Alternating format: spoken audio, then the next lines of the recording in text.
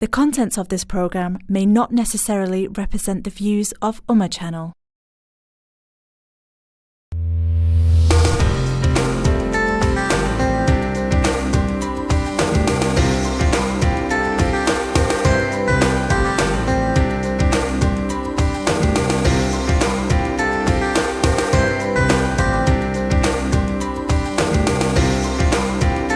अस्सलामुअलैकुम वरहमतुल्लाहि ताला वबरकातुहू। नहमदुहु व नुसल्ली अला रसूलिहिल करीम, अम्मा बअद, अऊज़ु बिल्लाहि मिनश शैतानिर रजीम, बिस्मिल्लाहिर रहमानिर रहीम। फस्अलू अहल ज़िक्री इन कुंतुम ला तअलमून, सदक़ल्लाहुल मौलानाल अज़ीम। अल्लाह तबारक व तआला ना बेहद फजल व एहसान के आज તમારી સમક્ષ દર સપ્તાહની જેમ તમારા પ્રશ્નોના ઉત્તરો ગુજરાતી કાર્યક્રમ લઈને તમારી સમક્ષ હાજર થયા છીએ। અલ્લાહ તબારક વ તઆલાની બારગાહમાં દુઆ છે કે અલ્લાહ તાલા આ મહેફિલને કબૂલ ફરમાવે અને દરેકને ઇલ્મ અમલની લાજવાલ દૌલતથી માલામાલ ફરમાવે। વહાલા દર્શકો, તમારા પ્રશ્નોના ઉત્તરો ગુજરાતી કાર્યક્રમમાં મારી સાથે તમારા પ્રશ્નોના ઉત્તરો કુરાન હદીસના ઉજાસમાં આપવા માટે પધારેલ મહેમાન હઝરત અલ્લામા મૌલાના મોહમ્મદ યુનુસ મિસબાહી સાહેબ કે જે તમારા પ્રશ્નોના ઉત્તરો કુરાન હદીસના ઉજાસમાં તમને અર્પણ કરે છે। યકીનન અલ્લાહ તબારક વ તઆલાનો બેહદ શુક્ર છે કે જેને આપણને હુઝુર અલૈહિ સલાતુ વસલામના ઉમ્મતી બનાવ્યા અને આ ઉમ્મતની ફઝીલત એ છે કે અલ્લાહ તબારક વ તઆલા ના મહેબૂબ સલ્લલ્લાહુ તઆલા અલૈહિ વાલિહિ વસલ્લમ ફરમાવે છે કે જેણે રાતના થોડા સમયમાં અગર દીની કોઈ મસલાને શીખ્યો તો તેના માટે એમ છે કે જેને એને આખી રાત નફલ નમાઝ પઢી। દાખલા તરીકે અગર તમે વુઝુના મસાઇલમાંથી કોઈ એક મસલો પણ શીખો, એટલે કે તમે વુઝુ કરવાનો સહી તરીકો પર શીખી લો, તો ખાલી એના અંદર થોડોક જ સમય તમે વિતાવ્યો, પરંતુ અલ્લાહ તબારક વ તઆલા તેના ફઝલો કરમથી તમે વુઝુના સહી મસલાને શીખવાથી અને વુઝુને સહી તરીકાથી કરવાના એ મસલા શીખી લીધો, તમે એ રીતને શીખી લીધી, તેની ફઝીલત એ છે કે અલ્લાહ તબારક વ તઆલા તમને આખી રાત ઇબાદત કરવાનો સવાબ અતા ફરમાવે છે। જો અગર તમે એ જ રીતે દિવસના કોઈ હિસ્સામાં તમે અગર એવો એક દીની મસલો શીખો તો આખો દિવસ તમે અલ્લાહની ઇબાદતમાં છો। એટલી મોટી ફઝીલત અલ્લાહ તબારક વ તઆલા નબી અલૈહિસ્સલામના તુફેલ આપણને આપી છે।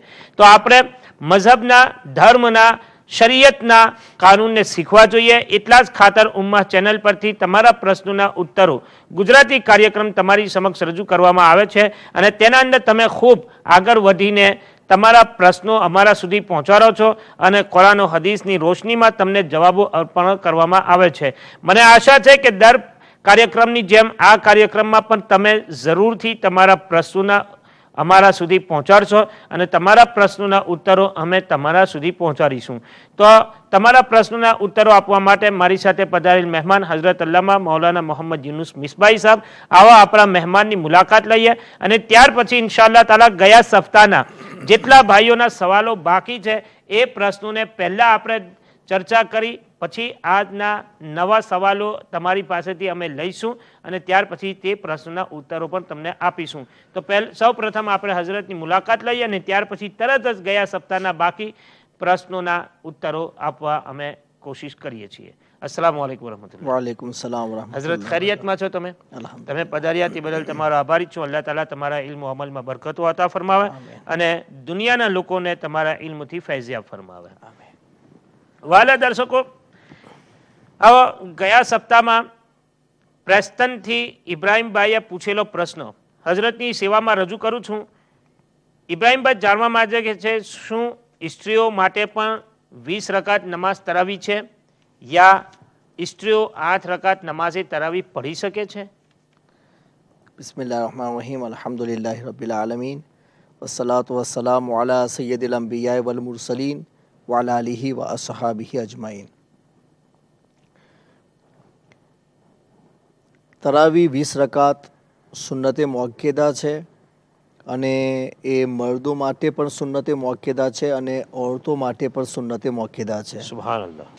જેમ મર્દોને 20 રકાત પડવાનો હુકમ છે, આમ જ औरतोंને પણ 20 રકાત તરાવી પડવાનો હુકમ છે.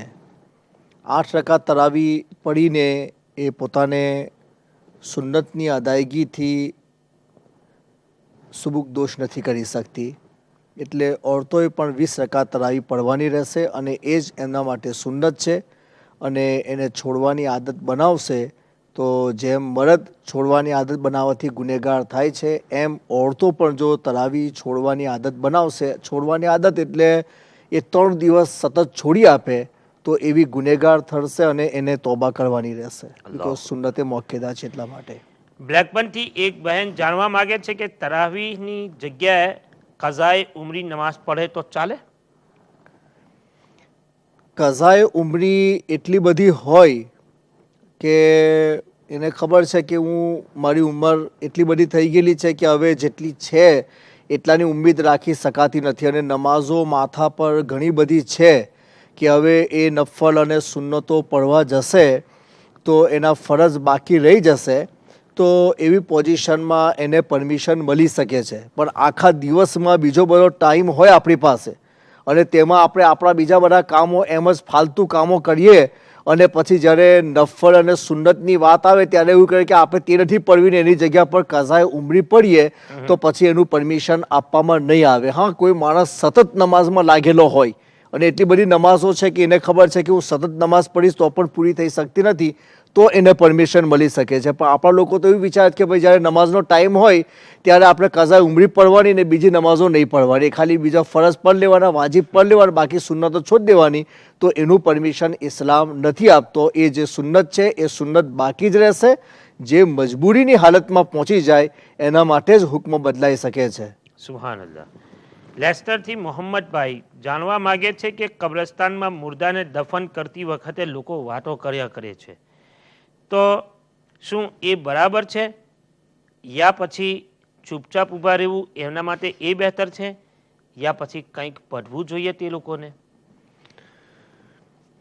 રસૂલ અકરમ अलैहि सलातो तस्लीमे इरशाद फरमायो कि अला फज़ुरूहा फ़इन्नहा तुज़क्किरुकुमुल आखिरा व तुज़हिदुकुम फ़िद दुनिया, કે તમે કબ્રોની ઝિયારત કરો કે એ તમને આખિરતની યાદ અપાવે છે અને દુનિયામાં તમને ઝાહિદ બનાવે છે. ઝાહિદનો મતલબ એવું કે તમારા દિલમાંથી લાલચ કાઢી નાખે છે અને બંદગી અને વર્શિપમાં તમને આગળ વધારવાની એનાથી તમને એ ફાયદો મળે છે કબ્રોની ઝિયારત કરવાથી. તો હુઝુરે પાક અલૈહિ સલાતો તસ્લીમ ઇરશાદ ફરમાવે છે કે કબ્રની ઝિયારત કરીને માણસને આખિરતની યાદ આવે છે અને કબ્રની ઝિયારત કરીને માણસના દિમાગમાંથી દુનિયાનો ખ્યાલ નીકળી જાય છે અને તે અલ્લાહ તરફ માઇલ થવાની ટ્રાય કરે છે. જો કોઈ માણસ કબ્રને જોઈને યા કબ્રસ્તાનમાં પહોંચીને દુનિયાની વાતો કરે અને એનું દિલ એ તરફ માઇલ ના થતું હોય તો એને પોતાના દિલનો ઇલાજ કરવો જોઈએ. અને દિલનો ઇલાજ એ જ છે કે આદમી કુરાન શરીફની તિલાવત કરે, અલ્લાહના અહેકામ પડે, જે આયતોમાં અલ્લાહ તબારક વતાલાએ પોતાનો ખૌફ બતાવેલો છે, અઝાબનો zikr કરવામાં આવેલો છે, એવી આયતો પઢીને પોતાના દિલને એ સોફ્ટ કરવાની ટ્રાય કરે. નહીં તો કબ્રસ્તાનમાં પહોંચીને માણસ પાસે દુનિયા ના હોવી જોઈએ, દીન હોવો જોઈએ. કબ્રસ્તાનમાં પહોંચીને માણસે બુલંદ આવાજે zikr ના કરવો જોઈએ. જો બીજા લોકો zikr કરતા હોય તો એને પોતે આહિસ્તાથી zikr કરવો જોઈએ. કોઈ કલમા શરીફ છે, કુરાન શરીફની સુરતો જે એને આવડતી હોય તેને પઢવું જોઈએ. દુનિયાની કોઈ વાતમાં એ માણસે મશગુલ ના થવું જોઈએ. હઝરત ઇમામ ગઝાલી રહેમતુલ્લાહ તાલા અલૈહ ફરમાવે છે કે રસૂલ અકરમ અલૈહિ સલાતો તસ્લીમના જમાનામાં સહાબાએ કિરામના દિલમાં અલ્લાહ તબારક વતાલાનો એટલો બધો ખૌફ હતો કે જ્યારે એ લોકો કોઈ મય્યતને દફન કરવા માટે કબ્રસ્તાનમાં જતા હતા ત્યારે એવું લાગતું હતું કે એ મરી ગયેલો માણસ મરેલો નથી, બલકે આ જે સહાબી જીવતા જઈ રહેલા છે તે લોકો એવું સમજી રહેલા છે કે આ જનાઝામાં એ નહીં અમે લોકો સવાર થઈને જઈ રહેલા છે. એ લોકો પોતાની મોતને એટલી બધી યાદ કરતા હતા. બલકે રસૂલ અકરમ અલૈહિ સલાતો તસ્લીમનો ઇરશાદ છે કે જે માણસનું દિલ સખ્ત થઈ જાય તેને મોત યાદ કરવી જોઈએ.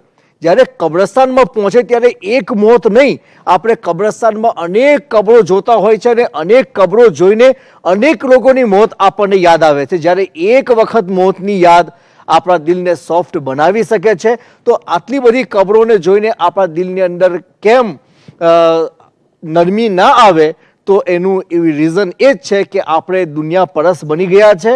તો લોકોએ સાચા દિલથી તોબા કરવી જોઈએ અને પોતાના દિલને સોફ્ટ બનાવવા રાખે જેટલી બની શકે એટલી કોશિશો કરવી જોઈએ. સુબહાનલ્લાહ. હઝરત અભી તમે જે વાત કરી ચૂક્યા કે ભાઈ જિકર કરતા હોય તો જેવી રીતે કબ્રસ્તાનમાં આપણે જોઈએ છે કે જ્યાં મુર્દાને દફન કરે છે તો એના બરગા જે બંધ થાય છે, પાટિયા મૂકે છે, મિટ્ટી નાખે છે, તે વખતે ઇમામ સાહેબ યા હાફિઝ સાહેબ યા કારી સાહેબ તિલાવત કુરાન પાક કરે છે, કુલ શરીફની તિલાવત વગેરે એટલે કે ફાતિહા ખાની કરે છે.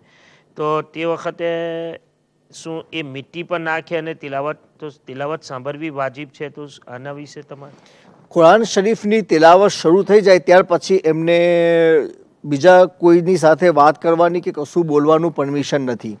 હા, જે લોકો હજુ મિટ્ટી નાખી રહેલા હોય, થોડી બાકી હોય, તો એ લોકો ખામોશ રહીને એ પોતાનું કામ ચાલુ રાખશે અને કબરને બંધ કરશે, પણ મોઢાથી કશું બોલે નહીં. કારણ કે કુરાન શરીફમાં અલ્લાહ તબારક વ તઆલાનું ફરમાન છે કે વૈદા કુરઆલ કુરઆનો ફસ્તમિઉ લહુ વ અનસિતુ લઅલ્લકુમ તુરહમૂન, કે જ્યારે કુરાન શરીફની તિલાવત કરવામાં આવે ત્યારે તમે ચૂપ રહો અને એને સાંભળો, એટલે ધ્યાન દઈને સાંભળો કે અલ્લાહ તમારી ઉપર રહેમો કરમ નાઝિલ ફરમાવે. તો કુરાન શરીફ સાંભળવાથી અલ્લાહ તબારક વ તઆલાની રહેમતો અને બરકતો આપણી ઉપર ઉતરે છે અને જે માણસો વાત કરે છે તે લોકો એ રહેમત અને બરકતથી મહેરૂમ થઈ જાય છે. બલકે તફસીર રૂહુલ બયાનમાં એ વિશે એક હદીસ આવેલી છે કે કોઈ માણસ જ્યારે કુરાન શરીફની તિલાવત થતી હોય તે વખતે જો દુનિયાની વાતો કરશે તો અલ્લાહ તબારક વ તઆલા એની 30 વર્ષની બંદગીને બેકાર બનાવી દેશે. એટલે કુરાન શરીફની તિલાવત થતી હોય અને એ મહેફિલ તિલાવત માટેની જ હોય, તો એ જગ્યા પર તિલાવત એ સંભળાવવા માટે જ હોય છે. બિલકુલ. તો એવી જગ્યા પર લોકોએ સાંભળવું જરૂરી છે. એ વખતે કોઈ પ્રકારની વાત કરવાનું એમને પરમિશન નથી. વાલા દર્શકો, ઘણી અગત્યની વાત હતી જે હઝરતે માશાલ્લાહ ઘણી સારી રીતે ખુલાસો આપ્યો છે. ઘણા ભાઈઓને જોવામાં આવે છે કે કબ્રસ્તાનમાં જ્યારે કબ્રને મુર્દાને દફન કરે છે તે વખતે મિટ્ટી નાખે છે, માટી નાખતી વખતે કુરાન મજીદની તિલાવત કરવામાં આવે છે, પરંતુ ઘણા લોકો વાતોમાં મસરૂફ હોય છે. તો પ્લીઝ હવે પછી આ મસલાની તમને ખબર પડી ગઈ છે એટલે તમે ધ્યાનપૂર્વક કુરાન મુકદ્દસની તિલાવત સાંભળતા રહેશો અને અલ્લાહની રહેમત તમારી પર વરસે એવી એ પ્રમાણે એ ઉમ્મીદથી કુરાનની તિલાવત કરતા સાંભળતા રહેશો. અલ્લાહ તાલા દરેકને કુરાન મજીદની તિલાવત કરવાની અને કુરાન મજીદની તિલાવત સાંભળવાની તૌફીક અતા ફરમાવે. હઝરત સાથે સાથે લંડનથી હાજી અહમદ સુલેમાનભાઈ જાણવા માગે છે કે બીમારીથી માણસ તકલીફમાં હોય છે, એટલે કે ભાઈ બીમારીથી કાયર થઈ ગયેલો માણસ છે. અમુક લોકો તેની તકલીફને જોઈને કહે છે કે અલ્લાહ પાક એનો ઉઠાવ કરી લે તો સારું. તો શું આ પ્રમાણે કહેવું બરાબર છે? એવું કહેવું જોઈએ યા એની જગ્યા પર કોઈ બીજા શબ્દોમાં એને કહેવું જોઈએ યા પછી અલ્લાહની બારગાહમાં એની તકલીફોને જોઈને દુઆ કરવી જોઈએ કે અલ્લાહ તાલા એને આ બીમારીઓથી મુક્તિ આપે અને એને મોત આપે તો સારી વાત છે? રસૂલ અકરમ અલૈહિ સલાતો તસ્લીમ એક સહાબીની પાસે તશરીફ લઈ ગયા કે જેમને બીમારીની તકલીફ હશે અને એ વધારે બીમાર હશે, તો એમણે એવું કહ્યું કે અલ્લાહ, મને જે તકલીફ આખિરતમાં થવાની હોય તે તકલીફ મને આ દુનિયામાં પહોંચાડી આપ અને આખિરતની તકલીફથી મને મુક્ત કરી આપ. હાલાંકि જોવા જઈએ તો આ દુઆ એમ તો સારી છે, પણ રસૂલ અકરમ અલૈહિ સલાતો તસ્લીમે મના ફરમાવ્યું કે એ પ્રમાણેની દુઆ ના કરો, બલકે એવી દુઆ કરો કે અલ્લાહ મારા માટે દુનિયાને પણ બહેતર બનાવ અને આખિરતને પણ બહેતર બનાવો. કે જ્યારે અલ્લાહ તબારક વ તઆલા દુનિયામાં પણ તમને આપી શકે છે અને આખિરતમાં પણ એ જ અલ્લાહ તબારક વ તઆલા પોતાની કૃપાથી તમને આપશે, તો પછી તમારા તરફથી તમે માંગવામાં બખીલી કેમ કરો છો?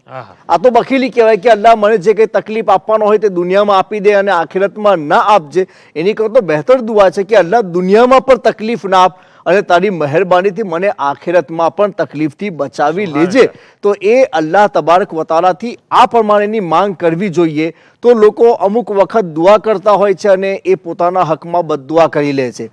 જેમ કે હઝરતે ઇમામ જાફર સાદિક રહેમતુલ્લાહ તાલા અલીએ એક માણસને દુઆ કરતો જોયો. હાલાકી આપણે લોકો એવી દુઆ કરીએ છીએ, પણ હઝરતે ઇમામ જાફર સાદિક રહેમતુલ્લાહ તાલા અલીએ એનાથી દુઆ સાંભળી તો એને મના કર્યું.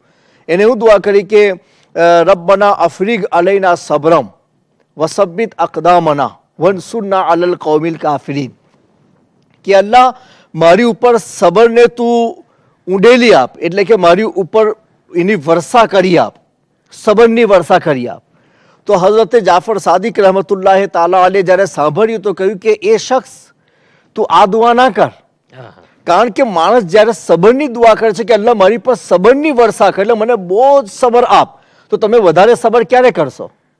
જ્યારે તમારી પર વધારે તકલીફો અને વધારે મુસીબતો આવશે તો તમે સબર કરશો. તો ફરમાય છે કે તું તારા માટે મુસીબતો માગી રહેલો છે, અને જ્યારે એ આવશે તો તું સબર કરી શકે કે ન પણ કરી શકે, એના કરતો બહેતર એ છે કે જેટલી પોતાની તાકાત હોય તે પ્રમાણે દુઆ કરવી જોઈએ. તો અમુક વખત એવું હોય છે કે આપણે દુઆ કરીએ છીએ પણ હકીકતમાં તે આપણા હકમાં બદદુઆ હોય છે.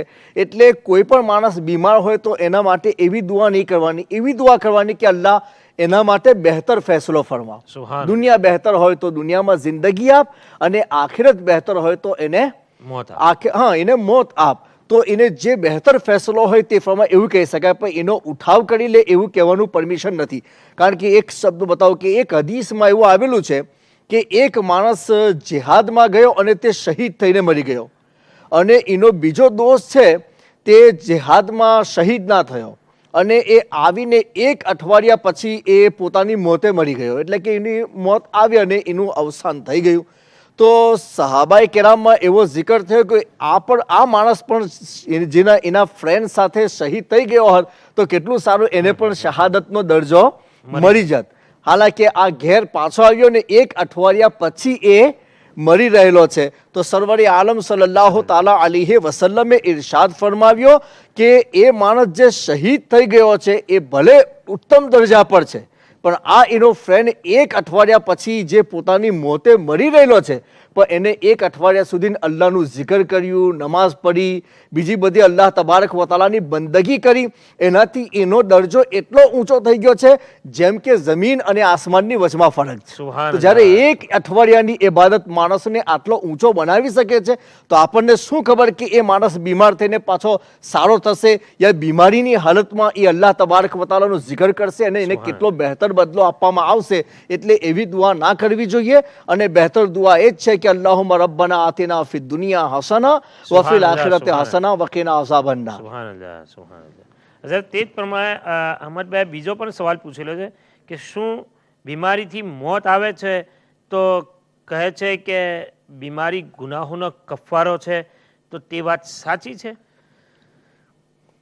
એના માટે રસૂલે પાક સલ્લલ્લાહુ તાલા અલૈહિ વસલ્લમની ઘણી બધી હદીસો છે કે જેમાં એ વસ્તુનું વર્ણન કરવામાં આવેલું છે કે હુઝુરે પાક અલૈહિ સલાતુ તસ્લીમે ઇરશાદ ફરમાવ્યું કે મુસલમાનને કોઈ પણ તકલીફ પહોંચે, કોઈ પણ જાતનો ગમ પહોંચે કે એને પગમાં કાંટો વાગી જાય તો પણ અલ્લાહ તબારક વતાલા એ તકલીફથી એના ગુનાહોને માફ કરી આપે છે.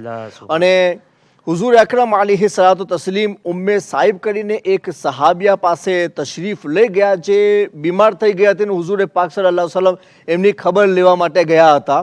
તો એ ઘણી જ બીમાર હતી, તો એમને બીમારીને બુરું ભલું કહ્યું કે આ તાવ નથી હારો કે એ મને આવ્યો, એ પ્રમાણેના શબ્દ એમના પોતાના જબાનથી ઉચ્ચાર્યા.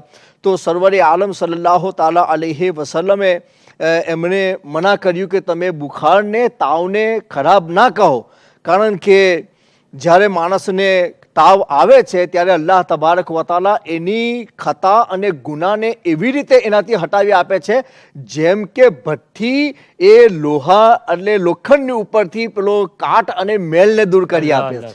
તો એનાથી સાબિત થયું કે દરેક તકલીફથી અને બીમારીથી આદમીના ગુનાહો માફ થાય છે.